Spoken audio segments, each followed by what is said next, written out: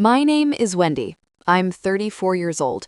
For 15 years, I sent my parents $4,000 every single month. Quietly, automatically. No reminders, no praise, no thank you speeches. Because I believed family meant responsibility, and responsibility meant showing up even when no one was watching. I didn't miss a single month. Not when my rent doubled, not when my car died on the highway, not when my job turned me into a contractor and my benefits disappeared overnight. I tightened my budget and told myself, this is what a good daughter does. I told myself love was a debt you don't talk about. Last Christmas, everything cracked. I was standing in my parents' hallway holding a plate of food, listening to the house buzz with laughter, when I heard my mom talking to my aunt. She laughed and said, "She owes us. We fed her for 18 years." The words hit like glass in my chest. I didn't say anything. I didn't drop the plate. I just stood there, smiling, like I hadn't just been reduced to an invoice. That moment didn't come out of nowhere. It was the echo of years. My parents loved the story where they were the strugglers, and I was the miracle child who made it, the one who could afford to give back forever. They never knew the real math of my life because they never asked, and I never volunteered. In my 20s, I worked 2 jobs, paid off student loans late at night, eating ramen, shoulders permanently tight. I skipped vacations, delayed milestones, said yes to overtime and no to myself. But the money transfers never stopped. They grew expectations around them. "We'll be late on the mortgage," my dad would say. "Your mother's prescriptions are expensive," my mom would sigh. So I paid, even when my savings didn't grow, even when I told myself I'd catch up later. A week after Christmas, my dad posted on Facebook for everyone to see. "We're disowning our daughter." The post was long, righteous, full of selective memory. He wrote about betrayal, ingratitude, how children forget who fed them. The comments poured in. Prayers, thumbs up, moral applause from people who had never checked on me once. My phone buzzed nonstop. My mom sent one text, "You've embarrassed us." I didn't respond. I reread the words, "We're disowning our daughter," until they stopped hurting and started sounding like a door slamming shut. Loud, final, definitive.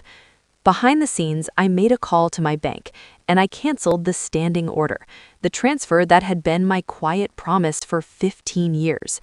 When the confirmation email arrived, it felt like taking a breath after being underwater for decades.